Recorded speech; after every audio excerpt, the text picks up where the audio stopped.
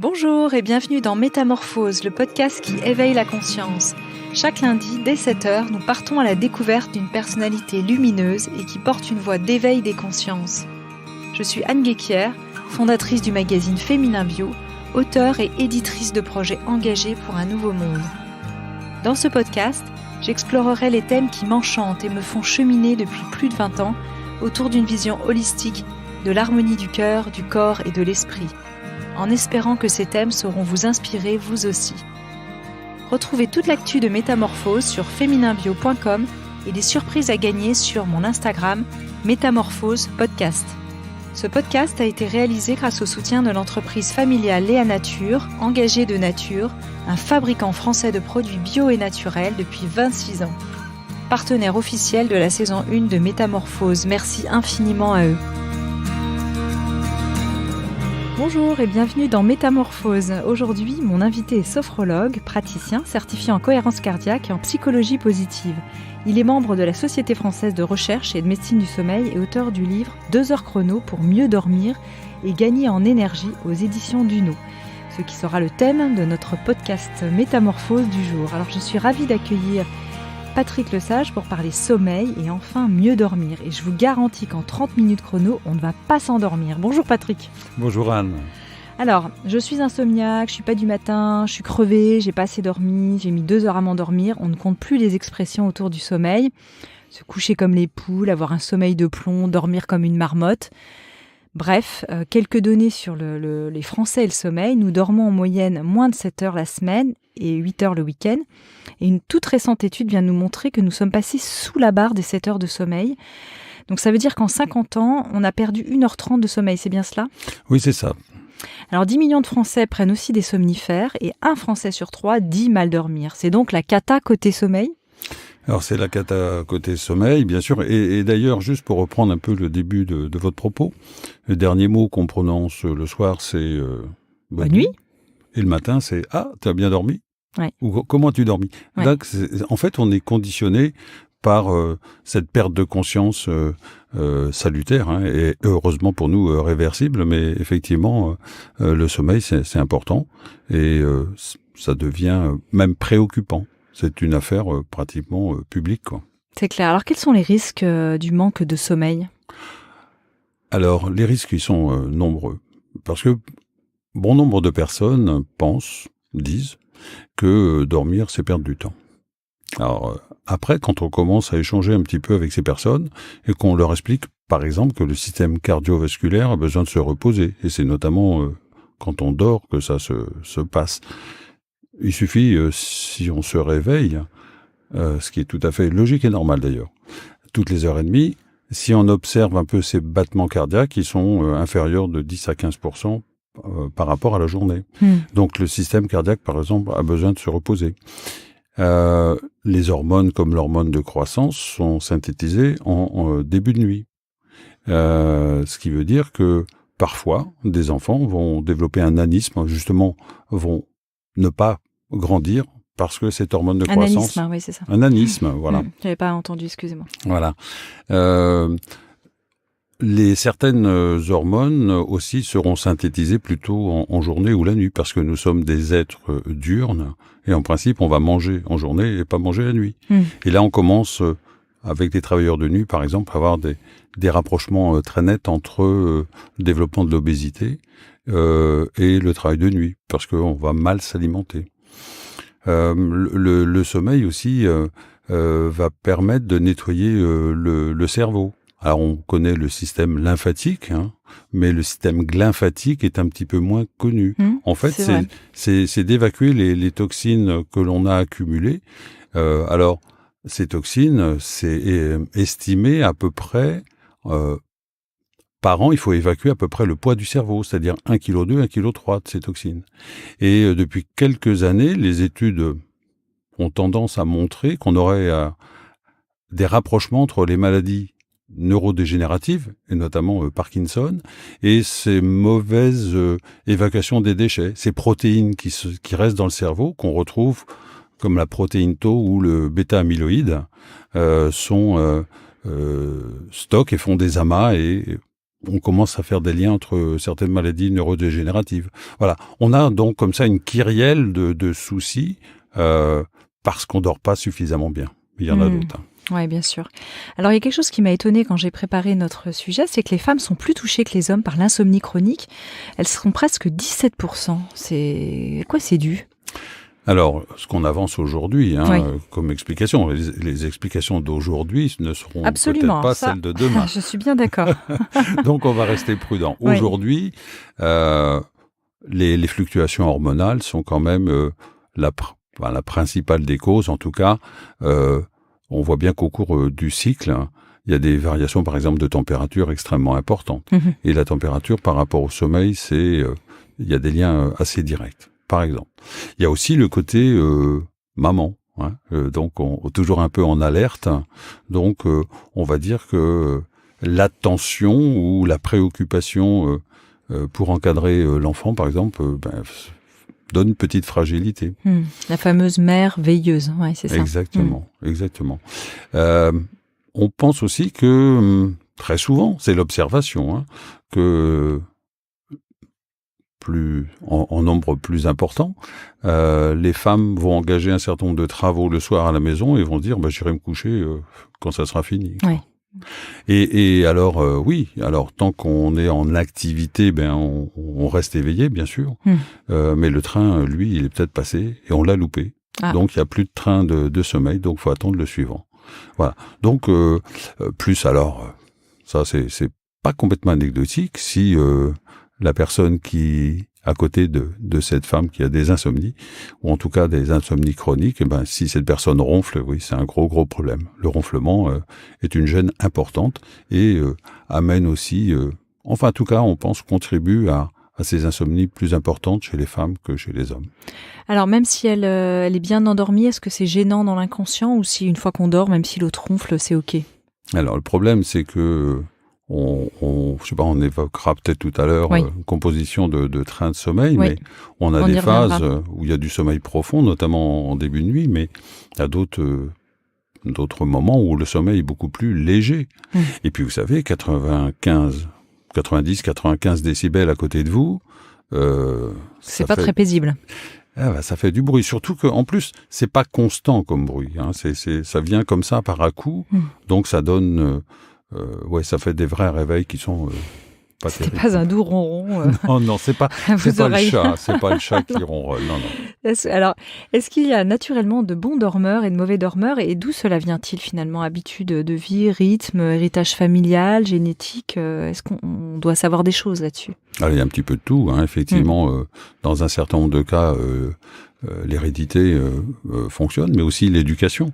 Je veux dire, alors si on vient par exemple sur le somnambulisme qui est un trouble, il y a une part, j'allais dire héréditaire. Voilà. Sur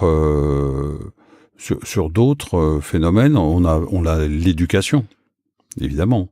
Alors ça me fait penser, je souris parce que je pense dans mes interventions, dans mes conférences, je parle souvent du contre-exemple, où les parents doivent pas être le contre-exemple, quoi. C'est-à-dire qu'on peut pas dire à son enfant tu fais ça alors que nous on fait lève-toi tôt et nous on fait la grasse mat, quoi. Par exemple, ou l'utilisation des smartphones, des tablettes, etc. Donc effectivement, on peut avoir des choses qui se succèdent. On peut avoir dans nos habitudes et dans l'éducation qu'on a pu avoir, des choses qui s'installent. Et effectivement, l'enfant qui est habitué à ne pas aller se coucher très tôt va peut-être garder ses réflexes. Et puis, c'est aussi, il faut intégrer le fait qu'on peut avoir des avances ou des retards de phase naturels en fonction de l'évolution en âge. On va peut-être parler des ados tout à l'heure, ou des personnes, des seniors, où là on est dans l'opposition. Voilà. Donc il y a un certain nombre de choses qui se produisent, qui sont à la fois naturelles et puis d'autres qui sont de la pratique. Mais on peut être effectivement lève tôt, lève tard. On peut être court ou long dormeur. Il n'y a pas de normes. C'est un peu une fatalité d'ailleurs si on est lève tard ou lève tôt quand on a des difficultés à se réveiller. Est-ce que ce sera un peu toute la vie ? Alors c'est un peu mon cas personnel, mais c'est un peu pénible. Alors justement, moi j'ai écrit un papier il n'y a pas très longtemps sur et si les DRH tenaient compte du chronotype des salariés. Effectivement, faire venir au bureau ou à l'usine le matin tôt, un couche-tard, ça pose problème. En fait, vous allez le payer en partie pour qu'il se réveille sur son lieu de travail. Et je ne parle pas des risques d'accidents qui peuvent se produire. Alors ça, c'est le côté un peu idéal où on pourrait avoir des chronotypes parce que une personne qui naturellement se couche à 1h du matin, imaginons se lève à 8h, est en pleine forme, n'a pas de soucis en journée, de baisse de vigilance, où il n'y a pas de problème. Une personne qui va se coucher à 22h, qui se lève à 5h du matin, ce qui est à peu près mon cas, il n'y a pas de souci. Après, on peut être en décalage avec le reste de l'environnement familial, mais il n'y a pas de souci. L'important, c'est qu'on soit bien vraiment le matin au réveil et qu'on soit bien en journée. Alors justement, vous parlez d'être bien le matin au réveil. Qu'est-ce qu'un bon sommeil réparateur ? On a l'impression d'avoir récupéré. C'est quand on a ce sentiment d'avoir bien dormi ? Oui, c'est ça. C'est-à-dire qu'en fait, je me lève le matin. Alors, il y a aussi les quelques personnes qui appuient 5 fois sur le réveil pour pouvoir se lever. Mais je me lève le matin. Je suis en forme. Je suis pas plus fatigué que la veille parce que parfois on entend ça. Et puis en journée, je n'ai pas de petite baisse de vigilance, mis à part celle du midi qu'on attribue de façon un peu rapide, mais à l'alimentation, assez fausse, voilà, à l'alimentation. Voilà. Donc ça, c'est la petite baisse de vigilance. Mais si le matin vous êtes vraiment en forme, vous vous réveillez, vous n'avez pas de maux de tête, vous êtes opérationnel assez rapidement. Et si en journée il n'y a pas de baisse d'énergie, alors tout va bien. Il n'y a pas de repère autre, j'allais dire, c'est principal repère, c'est ça. Parce que parfois on nous dit, mais il faut combien de temps le temps idéal, le vôtre en fait. Oui. Alors justement, tout à l'heure, vous disiez cette anecdote de celui qui appuie 5 fois sur le réveil. Je me sens aussi encore une fois un peu concernée, mais vous dites, c'est pas terrible de faire ça. En fait, il vaudrait mieux se lever tout de suite, dès le premier signal. Oui, alors là, on peut... Oui, parce qu'en fait, on perd quelques minutes précieuses, en fait, puisqu'en fait... On se rendort. On se rendort pas vraiment, en fait. On est en alerte quand même, on sait que ça va être là. Oui, mais c'est dommage, parce qu'en fait, c'est pas tellement récupérateur, alors qu'on a perdu une demi-heure, en fait. L'utilisation de la luminothérapie peut être sans doute beaucoup plus intéressante dans ce cas-là. C'est-à-dire qu'on va avoir un simulateur d'aube qui va partir d'une lumière rouge-orangée et entre 20 et 40 minutes, cette lumière va se transformer en lumière du jour. Et là, vous allez vous réveiller tranquillement par cette lumière qui va atteindre votre cerveau. Parce que ce que l'on ignore souvent, et là c'est peut-être intéressant juste de faire cette petite précision, c'est que le message lumineux arrive au cerveau, même les yeux fermés. Et là, au mois de mars, là, de façon très très récente, des travaux de Claude Gronfier, qui est un chronobiologiste de Lyon, a montré, ces travaux montrent en tout cas que l'impact à la fois sur le cerveau, mais aussi sur la température du corps, sur le système cardiovasculaire, se fait entre 1 et 5 minutes après une exposition, mais y compris à des lumières en nombre de lux relativement faibles. Et là, ça remet en cause les pratiques actuelles de la luminothérapie, où on disait classiquement il faut 10 000 lux et 30 minutes d'exposition. Donc, la luminothérapie, enfin en tout cas, l'utilisation de simulateurs d'eau peut permettre de se réveiller tranquillement et de garder le bénéfice de ce temps d'éveil et non pas d'appuyer à plusieurs reprises. Sur le réveil. Ouais. C'est vrai que parfois on peut avoir le sentiment en fait d'avoir un sommeil relativement récupérateur, mais quand on a du mal, par exemple pour ceux qui ont du mal à se réveiller, on pourra prendre le cas des autres ensuite, de pas être vraiment dans son bon rythme, du coup, parce qu'on se dit, si j'ai du mal à me réveiller, c'est que soit j'ai pas mon quota de sommeil, soit je me réveille, il faudrait peut-être que je me réveille finalement avant 6h du matin, ou alors je me suis réveillée en plein cycle. Comment comprendre et savoir tout ça? C'est pas facile. Alors j'allais dire d'abord, la nuit se prépare le jour. Voilà. Et si effectivement, j'entends aussi parfois un certain nombre de commentaires où les gens disent je sens que j'ai une baisse de vigilance là vers 21h30 par exemple. Je vais quand même pas aller me coucher à 21h30. Ouais, je pique un peu du nez après le repas, quoi. Voilà. Et du coup, on refuse parce qu'on pense que effectivement c'est trop tôt. C'est trop tôt, on pense, mais notre corps lui nous dit ce serait plutôt bien d'y aller. Ouais. Donc on recule l'échéance, voilà. Et donc on risque de réduire le temps de sommeil. Donc le matin, vous vous réveillez, vous êtes en dette de sommeil en quelque sorte. Donc là, le comportement de l'individu peut avoir son importance et ses incidences. Maintenant, on peut effectivement être, comme je disais, couche-tard naturel, et cependant, la vie, l'activité professionnelle fait qu'il faut se lever. Ça, c'est un petit peu plus compliqué, évidemment. Oui, tout à fait.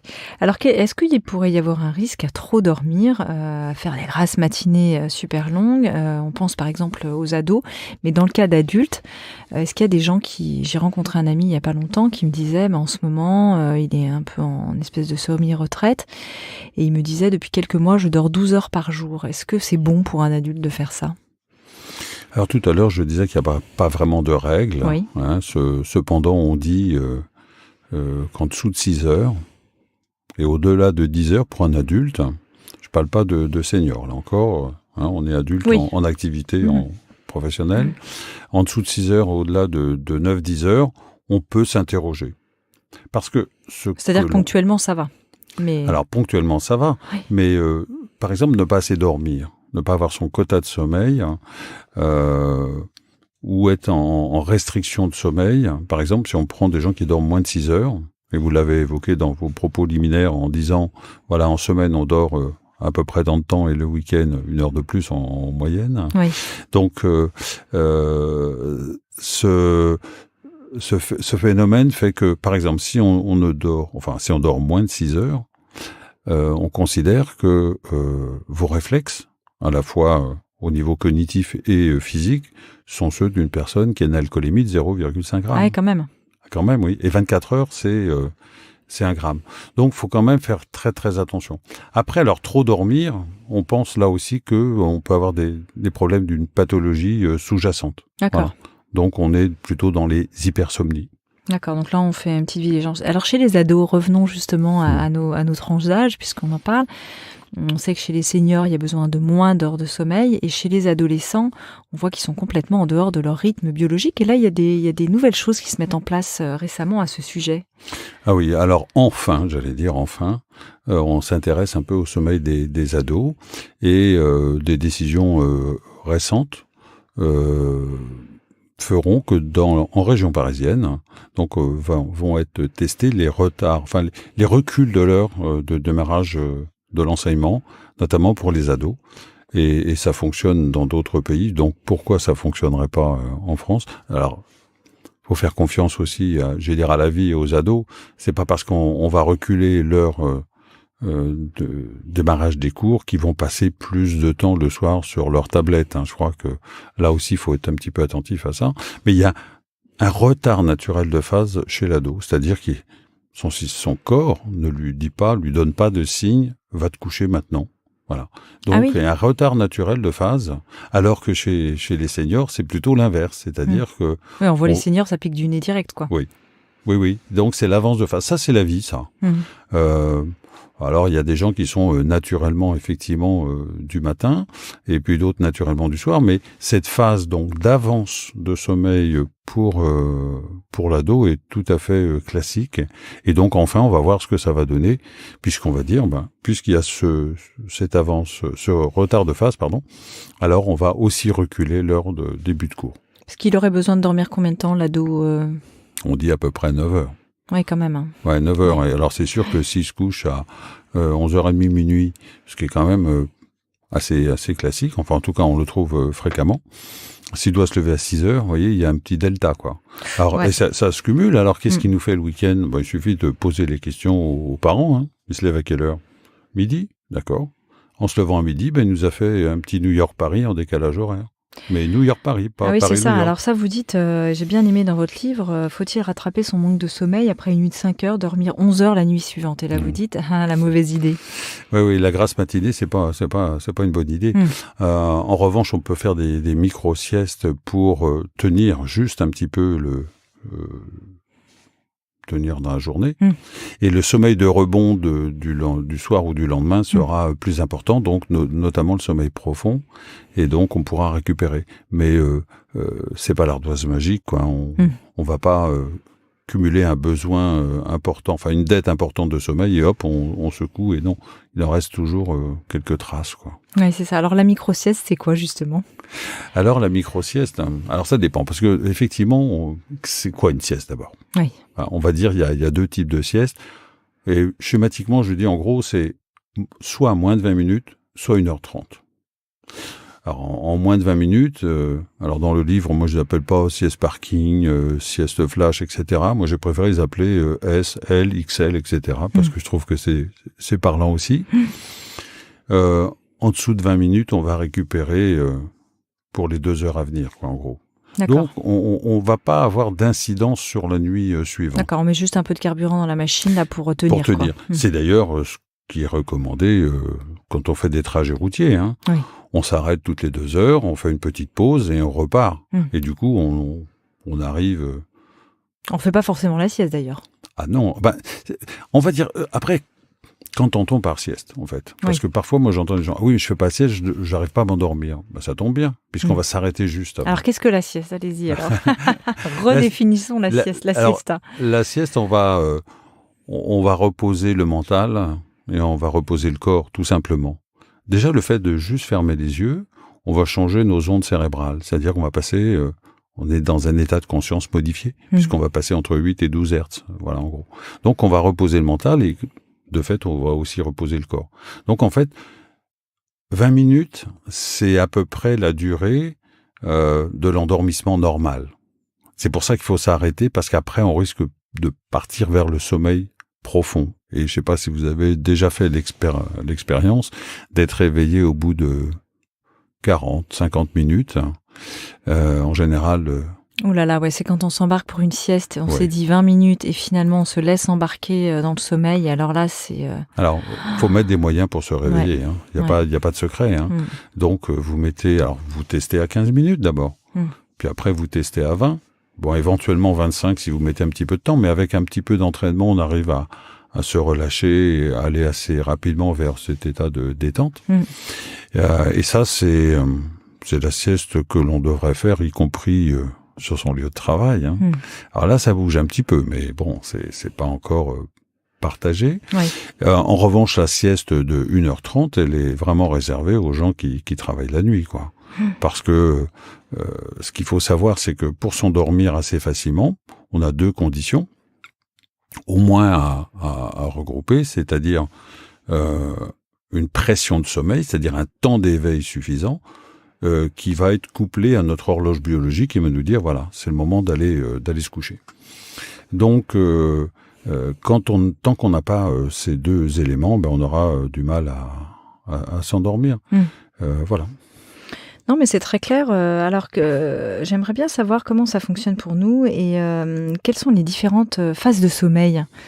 On parle beaucoup du sommeil paradoxal, du sommeil profond. Comment ça se phase dans une nuit? Alors, dans votre livre, c'est très bien fait, parce qu'on voit vraiment, et bien illustré, donc on voit ces différentes phases. Alors, en fait, on va dire il y a 2 grandes phases de sommeil en tant que tel. On va avoir du sommeil lent, d'abord très léger, puis léger, profond et très profond. Ça, c'est sommeil à ondes lentes, en fait. Quand on dit lent, c'est ondes lentes. Et en gros, on va passer donc de 12 Hertz à 0,5 à 4 Hertz. Vous voyez, donc les ondes cérébrales sont toujours là, donc montrent une activité électrique du cerveau, mais de moins en moins importante. C'est-à-dire que on va descendre, et quand on est effectivement entre 0,5 et 4 Hertz, vous voyez, le cerveau fonctionne, mais on va dire un petit peu au ralenti. Oui. Puis arrive le sommeil paradoxal. Alors pourquoi on dit que c'est paradoxal ? Eh bien parce qu'on va avoir un mental qui va être comme en plein jour. On va avoir une activité cérébrale qui va remonter au-delà des 12 Hertz, alors que lui, le corps, de façon complètement paradoxale, il est complètement atone. Il ne bouge plus. Voilà. Donc en gros, les deux grandes phases, c'est du sommeil lent et du sommeil paradoxal. D'accord, c'est très simple. Et que sont, vous parlez de parasomnie et de dysomnie, qui sont des troubles du sommeil qui peuvent être plus ou moins graves, hein, et je prends le syndrome des jambes sans repos, qui peut être extrêmement pénible. Moi, je connais des gens qui l'ont dans mon entourage, et qui du coup entraînent comme ça ces mouvements sans contrôle, finalement, la nuit, au moment du repos, et qui peuvent déjà effectivement gêner probablement le conjoint, mais aussi la personne qui n'a pas un sommeil très récupérateur. Alors effectivement, les dysomnies, on va dire, c'est une altération de la qualité et la quantité de sommeil, avec les insomnies, l'hypersomnie et puis les troubles du rythme. Et puis après les parasomnies, on va trouver toute une kyrielle avec le somnambulisme, enfin, etc. Et puis on a un autre grand secteur qui sont effectivement les impatiences, les jambes sans repos.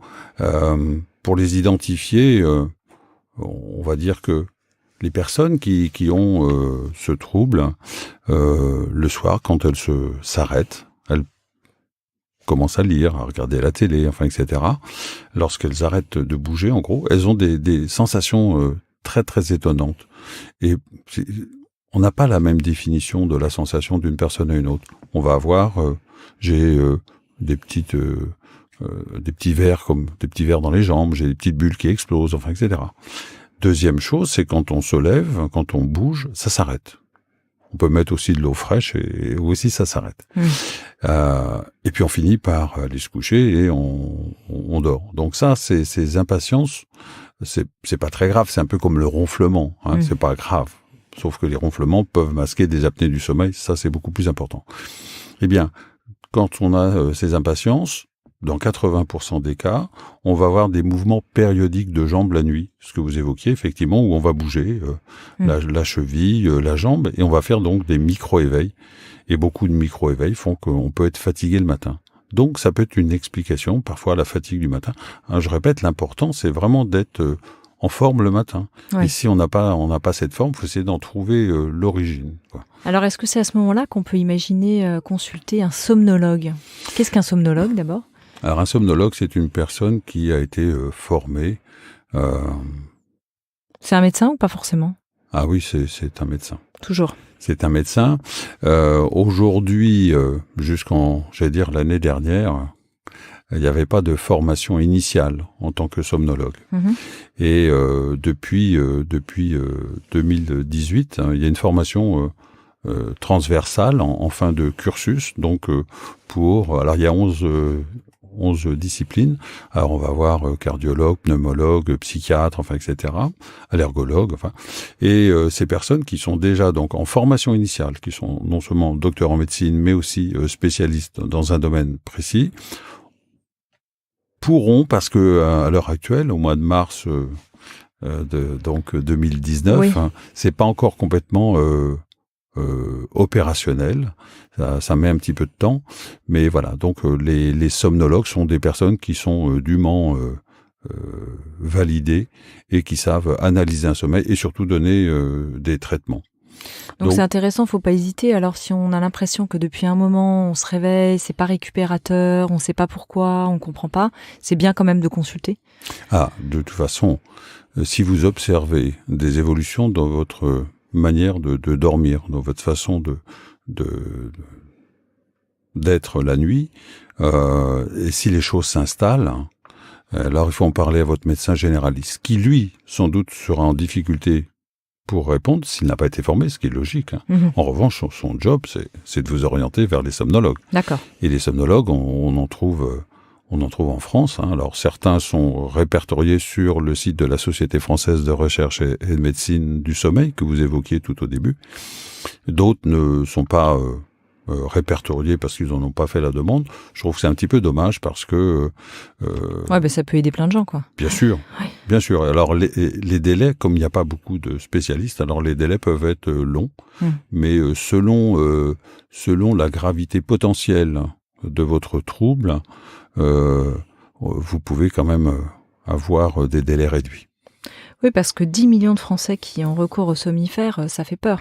Et j'imagine que le somnologue, il va chercher d'abord les causes et donc il va pas coller systématiquement la personne sous somnifère, qui est quand même un peu un pansement qui n'est pas terrible. C'est-à-dire que prendre ponctuellement des somnifères, pourquoi pas, mais enfin, quand on commence à prendre des somnifères au long cours, il vaut mieux à ce moment-là chercher les causes. Et alors, une des causes, ça peut être aussi l'impact de l'alimentation sur le sommeil. Et du coup, finalement, quel serait l'idéal au niveau assiette et sommeil ? Est-ce que ça a un impact assez fort ? Alors, dans le livre que vous évoquiez tout à l'heure, donc j'ai construit une pyramide que j'ai fait valider d'ailleurs par notre cher ami. Ouais, exactement, Anthony Berthoud, oui. Qui a validé cette pyramide où effectivement, le matin, on est plutôt sur la consommation de protéines pour effectivement avoir l'énergie nécessaire lors du réveil. Les œufs le matin. On adore ça. Oui, exactement. Même on en a parlé dans un podcast avec Anthony, effectivement. Exactement. Et les gens sont toujours encore sur mais non, les œufs, le cholestérol. Voilà. Donc, d'accord. Voilà. Donc ça bouge un petit peu. Et ce matin, j'intervenais chez les pompiers de Paris où on a aussi évoqué ça. Et je leur dis, mais quand vous allez en vacances, vous avez open bar là, qu'est-ce que vous faites ? Vous prenez pain blanc, beurre, confiture, ou vous faites autre chose ? Ah bah non, on fait autre chose. Bah oui. Et pourquoi vous ne le faites pas à la maison ? Ah bah il n'a pas le temps. Alors, écoutez, sincèrement, si vous faites cuire un œuf, vous n'êtes pas obligé de le regarder non plus. Hein. Et puis quand vous prenez... bah oui, non mais... Oui, quoique ça dure pas très très longtemps non plus. Voilà. Vous prenez du fromage, enfin, c'est quand même pas très long. Donc voilà, je pense que c'est surtout le manque d'habitude que l'on a. Le midi, on reste encore un petit peu sur des protéines. Après, vers 17h, la collation avec les fruits à coque, par exemple, ou les bananes, enfin, etc. Et puis le soir, on est sur des sucres lents, donc plutôt pour garder de l'énergie, puisque le corps travaille beaucoup la nuit. Le cerveau est un très gros consommateur d'énergie, donc il faut lui en donner, mais avec des sucres lents, légumes, légumineuses, exactement, etc. Ouais. Exactement. Et puis évidemment, on évite les protéines le soir, parce que c'est plutôt des stimulants. On reste modéré sur la consommation d'alcool, bien évidemment. Ça paraît d'une grande logique, mais si ça va sans dire, ça va mieux en le disant. Exactement. Puis des piqûres de rappel, c'est toujours très bon. Alors en termes d'horaire, justement, le repas du soir qu'on veut quand même plutôt léger avec ce que vous avez dit, pas trop de protéines animales, voire même pas du tout, plutôt des protéines végétales et puis légumineuses, glucides, c'est bien. Et légumes toujours. Vers quelle heure on pourrait avoir ce dîner? Les anglo-saxons mangent très tôt. J'ai vécu aux États-Unis, du coup tout était un peu décalé, on dînait vers 18h et je me suis rendu compte que finalement c'est l'heure presque où j'ai faim quelque part. Alors aujourd'hui, le discours est plutôt de dire vers 19h, mais évidemment c'est pas toujours conciliable entre ce moment qui est quand même... Oui, c'est tôt, mais c'est quand même un moment convivial, quoi. Et c'est bien de partager, enfin c'est quand même mieux d'échanger avec la famille lors de ce moment, plutôt que de regarder la télé, etc. En mangeant, bien évidemment. Donc, c'est pas toujours facile de concilier les horaires des enfants, les horaires des parents, etc. Mais effectivement, on va dire entre 19 et 20 heures, ça paraît plutôt pas trop mal. Après, on essaie d'avoir au moins 2 heures, vous voyez. Après, c'est là que ça se complique un peu. Oui, de battement. De battement entre la fin du repas et le passage au lit. Effectivement, si on a des enfants un peu jeunes ou pré-ados qui se couchent vers 21h, c'est sûr que si on finit de manger à 20h, là, on n'a pas nos 2 heures. C'est un petit peu plus compliqué, voilà. Mais bon. Faut compter 2 heures, disons, c'est l'idéal. Mais d'ailleurs, 2 heures est un... 2 heures est un repère intéressant. Tout à l'heure, on a parlé des 20 minutes par rapport à la sieste, l'endormissement, etc. Maintenant, 2 heures, c'est plutôt un repère intéressant. De même, si les personnes font une activité physique le soir, par exemple, un délai de 2 heures entre la fin de l'activité physique et le passage au lit est plutôt recommandé. Oui. Parce que en faisant du sport, ce qui est très bien, hein, bien évidemment, Oui. On va monter son corps en température et du coup, on va contrecarrer l'endormissement puisque justement on s'endort sur la pente descendante de température. Oui, d'accord. De même, si on veut se détendre et on veut prendre un bain, eh bien, un bain tiède ou chaud, 2 heures avant d'aller se coucher, c'est plutôt pas mal. Mais pas juste avant d'aller se coucher, parce que là encore, on contrecarre. Alors, on arrive à la fin de ce podcast. Alors, quelques questions quand même rapides, très importantes. Vos conseils en cas d'insomnie, vous dites ne pas laisser passer la lumière. Alors, si on se réveille la nuit, on commence pas à regarder son portable, l'heure qu'il est, de toute façon, ça sert à rien. Ah oui, oui. Alors ça, c'est prohibitif, ça. Très, très, très intéressant de poser la question au public, c'est dire qui a moyen de voir l'heure. Bon, tout le monde lève la main ou pratiquement. Qui regarde l'heure, un petit peu moins, mais une grande majorité. Ça vous sert à quoi? Il me regarde à l'heure de dire, naturellement, à savoir l'heure. Mais oui, ça vous sert à quoi de savoir? Oui, d'avoir cette info, quoi. Voilà. Et après, finalement, là, on tombe dans un grand vide, en parole en tout cas. Et je leur dis, mais vous faites un réveil, c'est fait pour ce. Alors tout le monde répond, réveillé. Et je dis, ok, c'est pas une montre. Donc, oui, mais c'est clair. Donc, en fait, ce qu'il faut, c'est, on me dit, oui, mais si tombe en panne, mettez 2 moyens. Vous mettez 2 moyens pour vous réveiller, vous êtes sûr de vous réveiller, mais ne regardez pas l'heure. Voilà. Alors, quelles sont les autres pratiques qui peuvent nous aider? On l'a dit en introduction, vous êtes sophrologue, cohérence cardiaque, yoga, respiration ventrale, bouillotte, chaussettes. Voilà, dans les solutions comme ça naturelles qui peuvent vraiment faire la différence, apporter du plus. Alors c'est donc un intérêt du livre, c'est que je ne suis pas médecin, parce que je suis pas docteur en médecine, on l'a pas précisé, mais donc dans le livre on aborde des pathologies, mais sans aller sur les traitements, plus sur les symptômes, pour pouvoir ensuite, c'est de la sensibilisation pour dire si vous voyez des choses qui se présentent comme ça, consultez. Donc le livre, il est basé sur l'écologie du sommeil, donc des moyens naturels, des réflexes. Des bons réflexes à avoir pour trouver un sommeil récupérateur. La température de la chambre, par exemple. La ventilation le soir avant d'aller se coucher. Alors ça étonne toujours. En ouvrant la fenêtre? Oui, pour renouveler l'air. Hein, la pollution interne étant souvent supérieure à la pollution externe. Et puis après, dans les hygiènes de vie, donc la régularité du lever, l'exposition à la lumière du jour, dès le matin, par exemple, vous voyez. Donc, ce sont que des petits conseils comme ça qui sont donnés, qui paraissent tomber sous le bon sens, mais si on les applique pas, voilà. Alors, le plus dur pour chacun, évidemment, c'est de dire, bon, d'accord, j'ai à peu près compris. Donc ça, c'est l'attitude, d'accord. Oui. Et puis, je le fais ou pas. Ça, c'est le comportement. Donc, passer de l'attitude, ce qui est, on va dire, cérébral, à un acte, qui est le comportement, c'est souvent la difficulté. Oui, qu'on appelle l'acrasie, c'est-à-dire entre je sais que c'est bon pour moi, mais je ne le fais pas. Exactement. Voilà. Mon mental a l'info, mais mon corps, non. Quelque part. Enfin, en tout cas, ça passe pas à la phase intégration. Est-ce qu'il y a autre chose? Alors, dans votre livre, vous parlez aussi des recours aux plantes. Alors, on le sait, les plantes, c'est pas non plus anodin. Les plantes sont puissantes. Tout est poison, rien n'est poison, tout est une question de dosage, disait un médecin il y a très longtemps. Et donc, les plantes qui peuvent nous aider, on en connaît en phyto, aubépine, camomille, valériane, passiflore, mais bon, avec modération aussi quand même. Alors, modération, mais surtout conseil, voilà, parce que les huiles essentielles, c'est la même chose. C'est puissant. C'est puissant. Et parfois, moi, j'observe dans les biocoop, enfin, voilà, on regarde des gens qui choisissent des produits, et je me dis, mais est-ce qu'ils ont vraiment l'information sur la puissance? Et est-ce qu'ils en ont parlé notamment à leur pharmacien?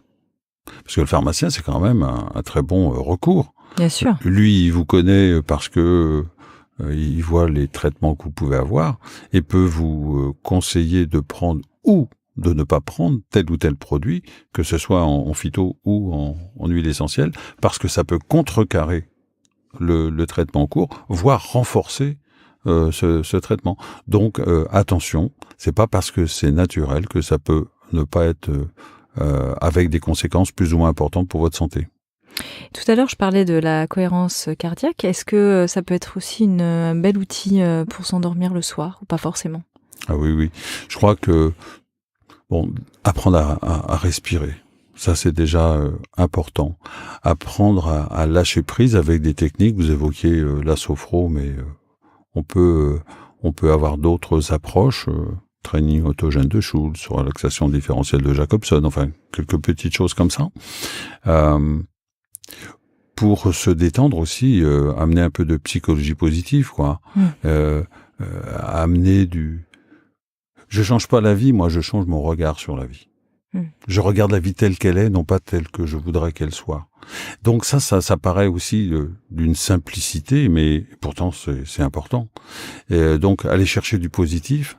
Et puis la cohérence cardiaque, oui, c'est tout à fait intéressant. Alors il y a des applis qu'on dit de cohérence cardiaque qui sont pas tout à fait ce qu'est la cohérence cardiaque, parce que quand on l'utilise comme je peux le faire en thérapie comportementale ou cognitive, c'est pas tout à fait ça, mais n'empêche que ça peut être utile. Vous allez leurrer un peu votre cerveau, parce que peut-être que vous avez fait l'expérience, vous dire faut que je dorme, et en général ça marche pas. Voilà. En revanche, si vous leurrez votre cerveau en le faisant se centrer sur telle ou telle action, ça on est plutôt sur de la méditation. Et la cohérence cardiaque, c'est pareil, vous allez réguler vos battements de cœur à partir de la respiration. Et comme le cerveau limbique, celui des émotions, et le cœur sont en interréaction fréquente, eh bien, on va calmer son mental et on va trouver une certaine sérénité pour s'endormir. Un thérapeute m'avait donné une astuce que j'avais trouvée super aussi, c'était de chantonner, même si en fait on marmonne juste un peu, si on a un conjoint, pas le réveiller, mais de chantonner, et c'est un leurre aussi pour le cerveau, et du coup il se met sur un autre programme, qui est le programme de je suis en train de chanter, donc c'est que tout va bien, et hop, après je peux trouver, voilà, donc ça fait partie de ces petites techniques. Oui, alors on distrait le cerveau, et puis en plus on se fait plaisir parce que on va émettre des sons qui nous conviennent, donc là on est sur du positif. Donc d'un côté on leurre le cerveau en disant ben voilà, t'occupe, on fait pas deux choses à la fois. Je suis désolé Anne, en tant que femme on fait même pas deux choses à la fois. Donc ça c'est toujours amusant parce que les gens doutent un peu, mais on leur fait faire un certain nombre de choses et on leur dit est-ce que vous voyez vous arrivez à faire deux choses à la fois? C'est compliqué. On le fait de façon séquentielle, mais on les fait pas en totalité. Non. Et puis le cerveau il fatigue, ça sert à rien quoi. Donc il est préférable de faire une seule chose complètement, puis on passe à une autre, etc. La cohérence cardiaque, pour répondre, c'est très intéressant également. D'accord. Pour finir, et de manière très courte, j'aimerais qu'on termine sur une note optimiste. Est-ce que vous avez vu vraiment des gens qui utilisaient des somnifères, qui en appliquant toutes ces bonnes méthodes qui leur conviennent, dont on a parlé depuis le début de ce podcast, les horaires de sommeil, l'alimentation, etc., ont récupéré un sommeil vraiment de qualité et ont pu sortir de cette impasse? Alors, je n'ai pas ce type de retour, puisque je ne consulte pas, donc je n'ai pas un suivi des personnes. Voilà. En revanche, j'ai des retours assez fréquents suite à mes interventions dans le monde du travail, de personnes qui ont été sensibilisées. Je pense notamment aux apnées du sommeil. On n'a pas évoqué les apnées, mais c'est un fléau. Ah oui. Vraiment. Vous l'avez un petit peu évoqué tout à l'heure, effectivement. Oui, mais très rapidement. Mais en gros, on va dire, non traitées, les apnées réduisent votre espérance de vie, de façon très claire et nette. Ça, c'est important. C'est quelque chose qui est en progression, l'apnée du sommeil, ou qu'on connaissait pas bien et qu'on est en train de découvrir? Je pense qu'on découvre et on approfondit, y compris chez les enfants. Parce qu'avant, on disait oui, il ronfle un peu la nuit, il bave, etc. Et des grognons le matin, oui. Bon, voilà, on va lui enlever les végétations, pareil. Oui, mais on savait pas que c'était des apnées du sommeil qui étaient derrière et qui peuvent amener un retard de croissance chez l'enfant ou un retard scolaire. Vous voyez l'impact dès l'enfance. Donc aujourd'hui, on traite de mieux en mieux ces apnées, on les détecte de mieux en mieux. Alors juste, là aussi peut-être, je vais faire vite, attention aux applis que vous pouvez acheter. C'est-à-dire qu'aujourd'hui, les applis grand public ne vous donnent pas votre sommeil. Ils vous donnent un certain nombre d'indications, mais ne vous donnent pas votre sommeil. Donc, attention, vous pouvez devenir cyberchondriaque, quoi. Attention à ça. Cyberchondriaque. Faites attention à ça, quoi. Voilà. Très bien. Patrick Lesage, merci infiniment. Je rappelle le titre de votre livre, 2 heures chrono pour mieux dormir et gagner en énergie, aux éditions Duno. Merci. Merci Anne.